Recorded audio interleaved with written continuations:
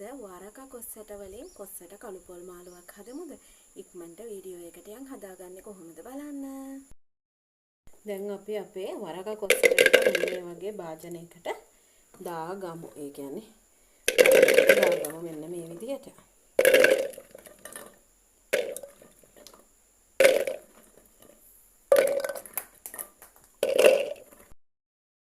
දැන් අපි මේකට වතුර දාගමු. මම මේකට ලුණු දාන්නේ නැහැ. ලුණු එකතු කරලා කොස්සට තැඹුවාම තැඹෙන්නේ නැහැ.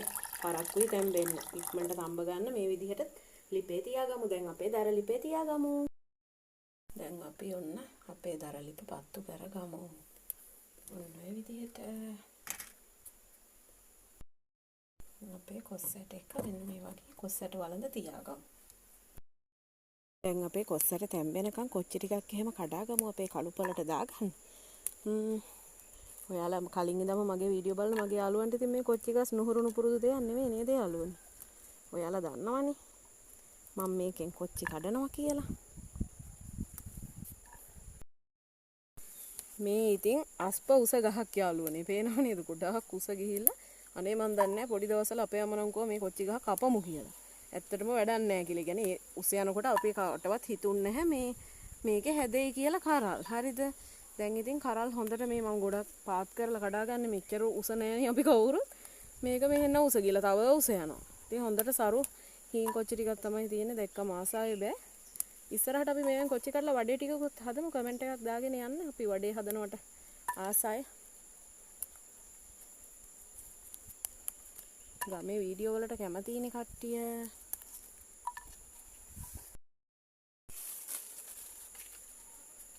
බලන්නකෝ ගහේ උස.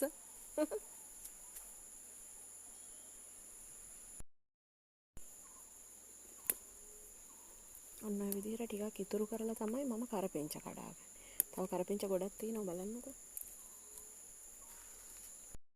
එන්නේ ඉතින් වහලේ උඩ තියෙන කරපෙංච ගහ පේනව නේද? ලොකුවට තියෙනවා. ඒකෙන් ඉතින් කඩන්න කෙකි බඳින්න ඕන. මම ලේසියට ওই පොඩි පැලයකින් චුට්ටක් කඩාගෙන තමයි පනින්නේ. ඔන්න දැන් ඉතින් අපේ කොස් ඇට එක හොඳට තැම්බෙනවා. මම ඔයාලට හැන්දක් දාලා පෙන්නන්නම්කෝ. පේනව නේද? මම ඉතින් මේ උයාගෙන කන සාමාන්‍ය ලිප මගේ යාළුවෝ දන්නවනේ. ඉතින් කලින් ඉඳන් වීඩියෝ කරන බොරු වංචාව නෑ. මම ඇත්ත රියල් ජීවිතේ පෙන්නන්නේ. ඉතින් මගේ channel එකට එකතු වෙලා ඉන්න අයව ආදරෙන් පිළිගන්නවා වගේම subscribe කරන්න කියලා ඉල්ලනවා ගොඩක් ආදරෙන්. දැන් ඉතින් අපි කොස් ඇට චුට්ටක් මේක තලාගමු. මේක තලාගෙන තමයි ටික ටික දාගෙන තලා ගන්න ඕනේ. දැන් වංගෙඩිය නැතුව මේක මිරිස් ගලෙත් කරන්න පුළුවන්.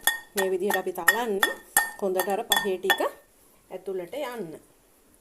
දැන් තලාගෙන ඉවර වෙලා මම ඔයාලට පෙන්නන්නම්කෝ. දැන් මේකට මම කරපිංච ටිකක් යහමට දාගන්නවා. ඊට පස්සේ කුරුඳු පොතු, ඊට පස්සේ සුදු ලූණු, රතු ලූණු මෙන්න මේ විදිහට. ඊට පස්සේ ඔයාලත් එක්කම කඩාගත්ත කොච්චි එකතු කරගන්නවා. ඊට පස්සේ කොහොම ඉන්න මම කලමන ටික අරගෙන එන්නම්. දැන් අපි මිරිස් කුඩු එකතු කරගමු. මම එකමාරක් විතර දාගන්නවා. ඊට පස්සේ 3-5 මෙන්න මේ විදිහට එකතු කරගමු. මම අද අමු 3-5 දාගන්නේ. එකත් ගෙදර හදපු එකක්. ඊට පස්සේ ගම් මිරිස් චුට්ටක් යහමට දාගන්නවා.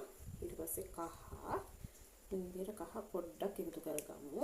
ඊට පස්සේ ලුණු එකතු කරගමු. කමෙන්ට් එකක් දාන්න යමු නේද? අපේ වීඩියෝ දිගටම බලන යාළුවෝ කවුද කියලා. ඔන්න ඔහොම ඉතින් ගමේ කමට ගමේට පුරුදු වෙන මේ අත් හොදලා ඉන්න ළමයි මේ හොඳට මෙන්න මේ වගේ පහේ ටික යන්න ඇතුළට අපි හොඳට මේක මෙන්න මේ වගේ අත ගාගමු. මේකට තව වතුර චුට්ටක් දාලා මෙන්න මේ වගේ අපි මේක ආපහු තඹ ගන්න. දැන් ඉතින් අපි තාච්චියක් ලිපේ තියාගෙන කැකුළු හාල් ටිකක් මේ වගේ එකතු කරගමු. අපි මේ හදන්නේ හාල් පොල් බෙදලා මිශ්‍රණය හදාගන්න. ඉතින් දැන් අපේ කොස් ඇට එක තැම්බෙන ගමන් වතුර චුට්ටක් දාලා තඹ ගන්න අපි ආපහු අපි අර දාපු රතු ලූණු සුදු ලූණු ඒවා තැම්බෙන්න. හොඳේ. දැන් ඉතින් මෙන්න මේ විදිහට හාල් පොල් ටිකක් තමයි මම මේ බදින්න ලෑස්ති වෙන්නේ. ඉතින් පොඩ කවලම් කරගෙන මෙන්න මේ විදිහට බැදගමු. මම නම් ඉතින් හාල් හොදලා ගත්තේ. සමහරව සෝදන්නේ නැතුව ගන්නයි ඉන්නවා යාළුවනේ. මම නම් එහෙම නැහැ. කොයි දෙයක් ඉතින් සෝදගත්ත ගමන් තමයි. දැන් ඊළඟට අපි එකතු කරන්නේ හාල් පොල් මිශ්‍රණය. කොටාගෙන. ඒකට තමයි මේ ලෑස්තිය හොඳේ. ඔය වගේ හාල් ටික රන්වන් පාටට හැරෙනකොට මම පොල් ටිකක් එකතු කර ගන්නවා. මේ හාල් පොල් බැදලා ඉස්සරින් දැම්ම නේද? ඉස්සර අපේ ආච්චිසියා කෑම හදද්දී මේ විදිහට තමයි පුහුල් හදන්නේ. හැමදේම වගේ හදන්නේ. ඉතින් ඒ වගේ අපිත් මෙන්න මේ විදිහට හරිම රසට ගමේ විදිහට තමයි මගේ යාළුවන්ට මම කියලා දෙන්නේ. මම ඉතින් ගමේ කෙල්ලෙක්නේ ළමයි. ඒ නිසා ඉතින් මගේ යාළුවන්ට මම කියලා දෙන්නේ හරිම විදිහ. ඉතින් මේ දරලිපේ උයන්නේ. ඒ නිසා අලු අනම්මනම් එනවා මොකද පොල් කොළ දානවා මම. ඉතින් එතකොට මේ වටේට ඉතින් අලු එහෙම තියෙනවා ඈ. දරලිපෙන් එනකොට දන්නවනේ ඉතින් කට්ටිය.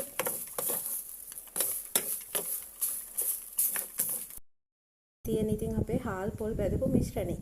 මට ඉතින් බ්ලෙන්ඩර් එකක් නෑනේ. මං අල්ලපු ගෙදරට ගිහිල්ලා නැන්දට කියලා කොටාගෙන එන්නම්. ඔන්න අපි අල්ලපු ගෙදර නැන්දට කියලා එයාගේ බ්ලෙන්ඩරේ කොටාගෙන ආවා අපේ පේස්ට් එක. දැන් ඉතින් මේක දාලා රසට උයා ගන්න තමයි තියෙන්නේ. ඔන්න ඉතින් අපේ මිශ්‍රණේ දාපු. ඒ කියන්නේ අපි දැන් පහේ ටික දාගෙන තියෙන්නේ. මේ පහේ ටික ඒ කියන්නේ රතු ලුණු සුදු ලුණු මේවා ටික.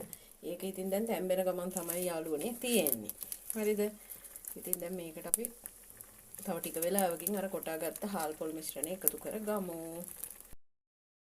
ඔන්න ඉතින් දැන් අපි හාල් පොල් මිශ්‍රණය එකතු කරගන්න වෙලාව.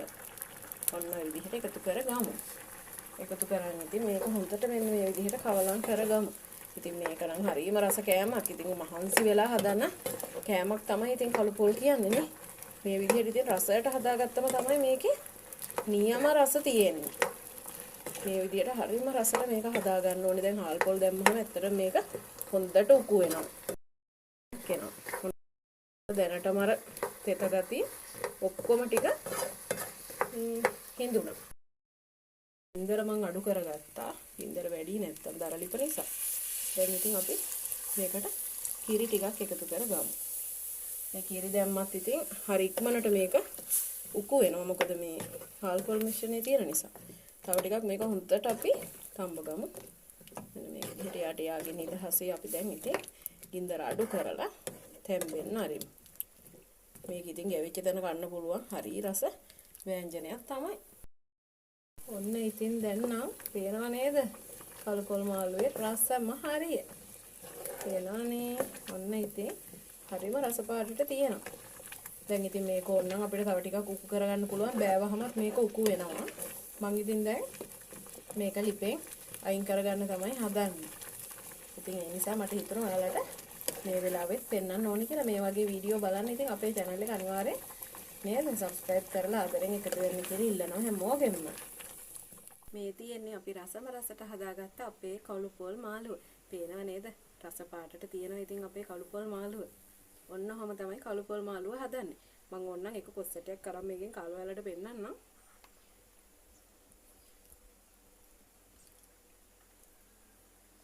රස නියමයි.